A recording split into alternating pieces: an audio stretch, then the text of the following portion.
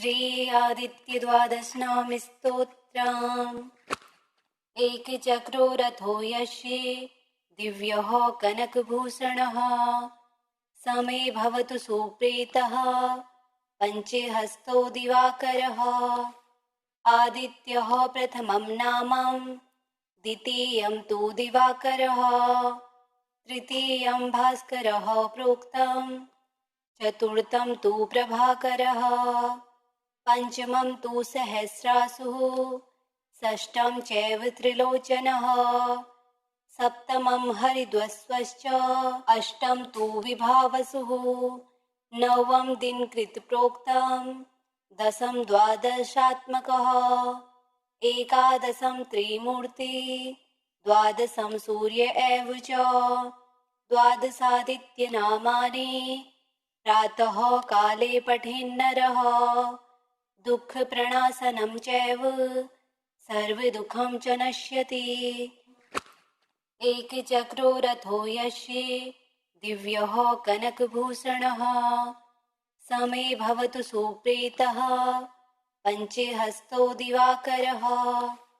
आदित्यः प्रथमं नामं द्वितीयं तु दिवाकरः तृतीयं भास्करः प्रोक्तं चतुर्थं तु प्रभाकरः पञ्चमं तु सहस्रासुः षष्ठं चैव त्रिलोचनः सप्तमं हरिद्वस्वश्च अष्टं तु विभावसुः नवम दिनकृत प्रोक्तं दशम द्वादशात्मकः एकादशं त्रिमूर्ति द्वादशं सूर्य एव च द्वादशादित्यनामानि प्रातः काले पठेन्नरः दुःखप्रणाशनं चैव सर्वदुःखं च नश्यति।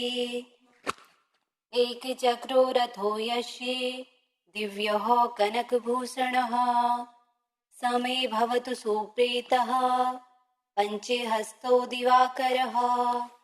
आदित्यः प्रथमं नामं द्वितीयं तु दिवाकरः तृतीयं भास्करः प्रोक्तं चतुर्थं तु प्रभाकरः पञ्चमं तु सहस्रासुः षष्ठं चैव त्रिलोचनः सप्तमं हरिद्वस्वश्च अष्टं तु विभावसुः नवम दिनकृत प्रोक्तं दशम द्वादशात्मकः एकादशं त्रिमूर्ति द्वादशं सूर्य एव च द्वादशादित्यनामानि प्रातः काले पठेन्नरः दुःखप्रणाशनं चैव सर्वदुःखं च नश्यति।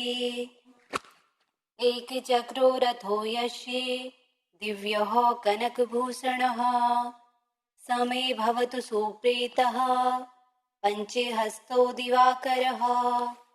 आदित्यः प्रथमं नामं द्वितीयं तु दिवाकरः तृतीयं भास्करः प्रोक्तं चतुर्थं तु प्रभाकरः पञ्चमं तु सहस्रासुः षष्ठं चैव त्रिलोचनः सप्तमं हरिद्वस्वश्च अष्टं तु विभावसुः नवम दिनकृत प्रोक्तं दशम द्वादशात्मकः एकादशं त्रिमूर्ति द्वादशं सूर्य एव च द्वादशादित्यनामानि प्रातः काले पठेन्नरः दुःखप्रणाशनं चैव सर्वदुःखं च नश्यति।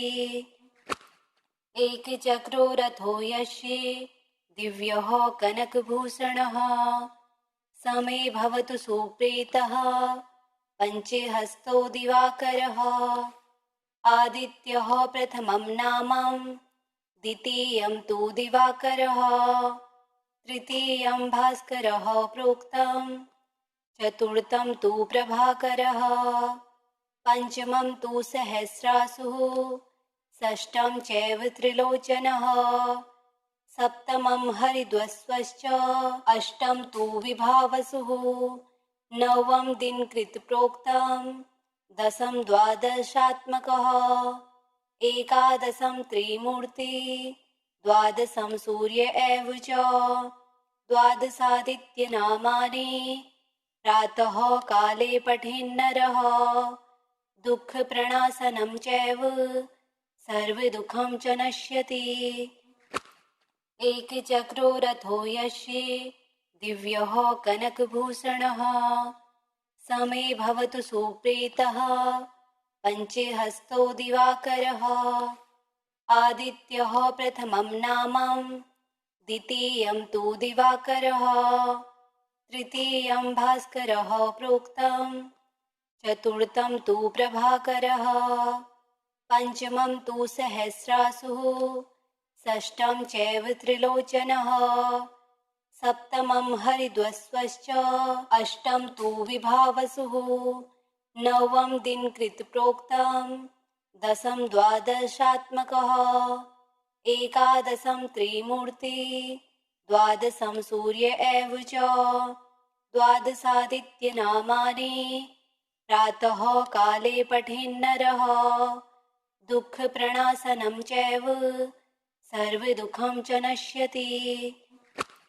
एकचक्रो रथो यस्य दिव्यः कनकभूषणः समे भवतु सुप्रीतः पञ्चहस्तो दिवाकरः आदित्यः प्रथमं नामं द्वितीयं तु दिवाकरः तृतीयं भास्करः प्रोक्तं चतुर्थं तु प्रभाकरः पञ्चमं तु सहस्रासुः षष्ठं चैव त्रिलोचनः सप्तमं हरिद्वस्वश्च अष्टं तु विभावसुः नवम दिनकृत प्रोक्तं दशम द्वादशात्मकः एकादशं त्रिमूर्ति द्वादशं सूर्य एव च द्वादशादित्यनामानि प्रातः काले पठेन्नरः दुःखप्रणाशनं चैव सर्वदुःखं च नश्यति।